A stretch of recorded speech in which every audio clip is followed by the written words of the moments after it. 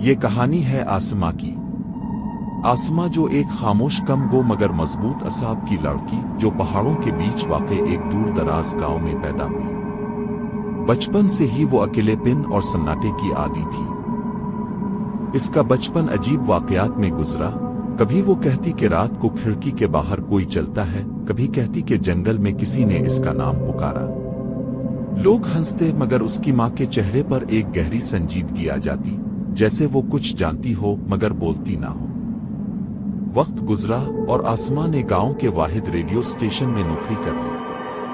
دن میں یہ جگہ عام سی لگتی، مگر رات کے وقت بس وہ ریڈیو اور ایک پرانا زنگ آلود مائک اور باہر پھیلا ہوا جنگل۔ آسما کو اندھیروں سے ڈر نہیں لگتا تھا، کم از کم وہ ایسا سمجھتی تھی۔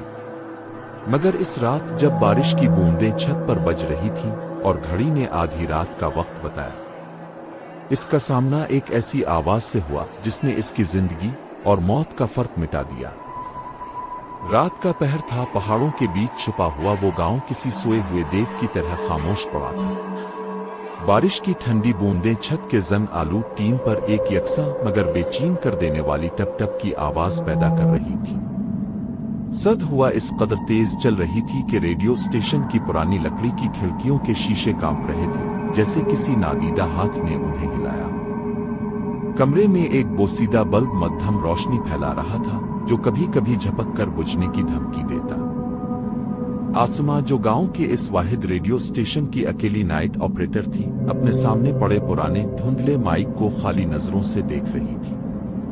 مائک پر جمی گرد کے ذرات بلب کی روشنی میں ایسے چمک رہے تھے جیسے کسی مردہ آنکھ میں آخری چمک باقی ہو۔ گھڑی نے آہستہ اور بھاری آواز میں 12 بجنے کا اعلان کیا، اور اسی لمحے ریڈیو پر اچانک ایک گہری دھاتی کھڑکھڑاہٹ گونج سنائی دی۔ یہ آواز عام فریکوینسی شور کی طرح نہیں تھی، یہ زیادہ قریب سے سانس کی گرفت میں اٹکی ہوئی لگ رہی تھی۔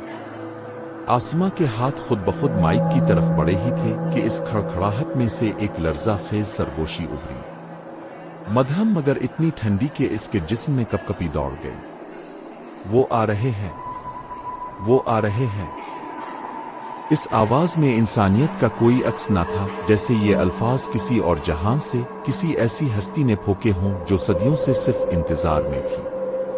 کمرے کا درجہ حرارت لمحوں میں گر گیا، اور باہر چلتی ہوا میں ایک ایسی ہلکی سی چیخ سنائی دی جو شاید صرف آسما نے سنی۔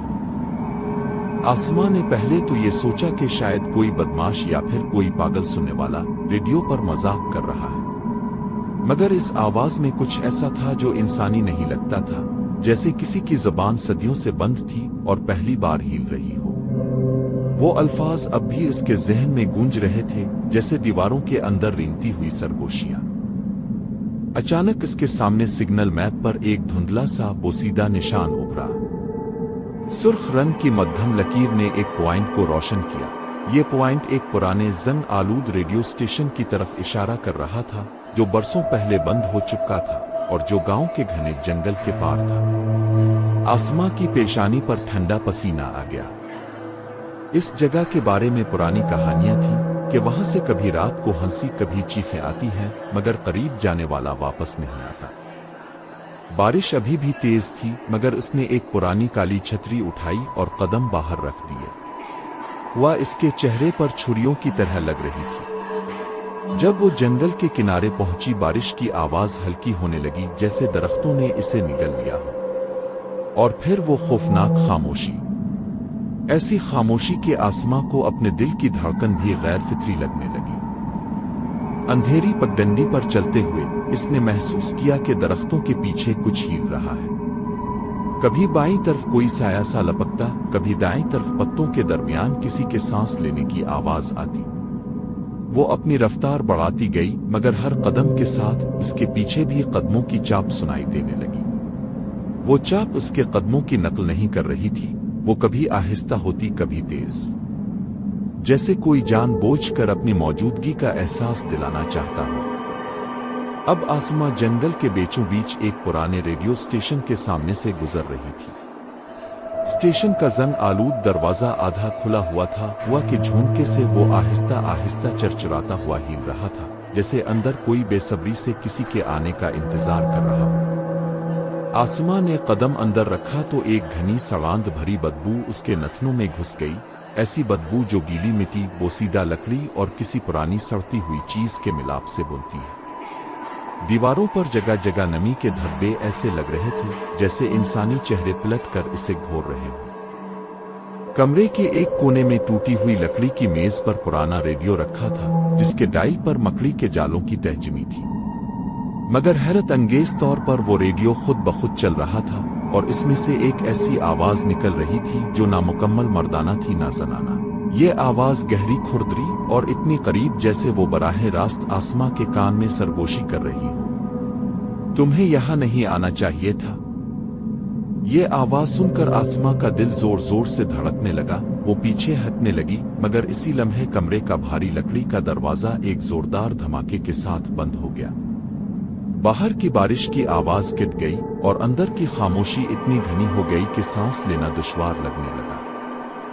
फिर फर्श पर कुछ हिलने लगा, पानी के गीले निशान आहिस्ता आहिस्ता जाहिर होने लगे। ये निशान एक एक कदम बढ़ते हुए सीधे आसमां की तरफ आ रहे थे, मगर उनके साथ कोई जिस्म नजर नहीं आ रहा था। बस फर्श पर पड़ा पानी हिलता और टपकता हुआ बढ़ रहा था, जैसे कोई नादीदा मखलूक गीली जमीन पर नंगे पांव चल रही हो।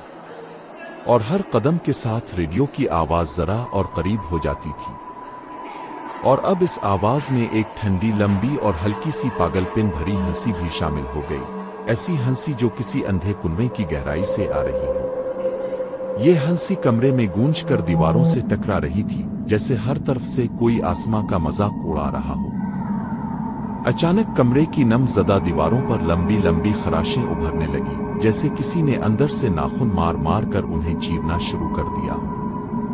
उन खराशों के किनारे आहिस्ता आहिस्ता गहरे होने लगे और फिर उनसे गाढ़ा सिया सुर्ख खून बहने लगा, खून जो जमीन पर गिरते ही धुएं की तरह गायब हो जाता था, मगर उसकी तेज लोहे जैसी बदबू कमरे में फैल गई। आसमां ने दहशत से एक चीख मारी, मगर जैसे इसके हल्क से निकलने वाली आवाज को किसी ने मुट्ठी में जकड़ लिया हो। इसकी चीख कमरे की हुदूद से बाहर नहीं गई, बस इसी कमरे की दीवारों में गूंज कर एक बार फिर सरगोशी में बदल गई। फिर रेडियो के मध्यम बल्ब जैसी स्क्रीन पर कुछ हिलने लगा। धुंधला सा अक्स उभरा। इसे देखकर आसमां के कदमों के नीचे से जमीन जैसे खिसक गई। वो तस्वीर इसी की थी, मगर ये वो नहीं जो अभी यहां खड़ी थी। इस तस्वीर में आसमां के चेहरे पर जवानी की ताजगी थी और कोने में मिटमैली तारीख दर्ज थी, 10 साल पुरानी। मगर सबसे खौफनाक बात, तस्वीर में मौजूद आसमां की आंखें आहिस्ता आहिस्ता पलक झपक रही थीं, जैसे वो जिंदा हो और इसे देखकर मुस्करा रही हो। इस लम्हे सब कुछ वाज़े हो गया। ये जगह कोई आम रेडियो स्टेशन नहीं थी, बल्कि एक कब्र की तरह कैद खाना थी, एक वक्त के अंदर बंद गूंज। आसमां को एहसास हुआ कि वो बरसों पहले ही यहाँ मर चुकी है और जो कुछ वो कर रही थी वो सिर्फ एक रिकॉर्ड शुदा अजियत थी जो हर रात 12 बजे दोबारा जिंदा हो जाती है।